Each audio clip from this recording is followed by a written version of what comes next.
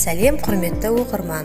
Менің әңгімем ұнаса, астына өз пікіріңізді жазып, каналыма тіркеліп, лайк баса кетіңіз. Ал мен бастайын. Бірде бір шәкірт ұстазымен егін алқабының арасында келе жатып, жол шетінде жатқан тозығы жеткен бір аяқ киімге көздері түседі.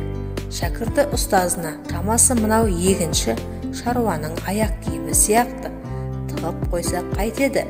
Сосын бір жерге жасырынып, қалай абдырап сасқанын қызықтайық дейді.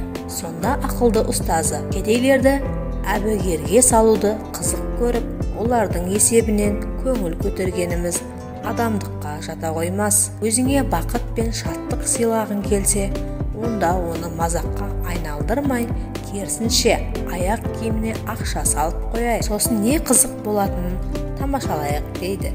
Ұстазының ұсынысы бірден көңіліне қонған шәкірт айтқанын орындайды.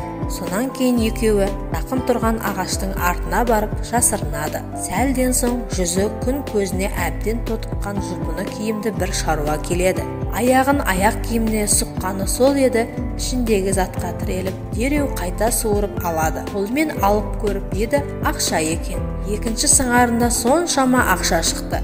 Екінші ақшаға бір жан-жағына екі қарап, таң тамаша болып біраз тұрды. Көз жетер-жетерде ешкім байқалмады. Сосын ол ақшаны қалтасына салды да жүрелеп отыра кетті. Жүзін аспанға көтеріп, жанарлары жасаураған күйі дауыстай сөйлей бастады. Я Раббым, сен менің халімді өзімнен артық білушісің. Әйелімнің ауру екенін, балаларының аш-жалаңаш екенін хабардар болдың. Бүгін бәрімізді басқа түскен нәубеттен құтқардың.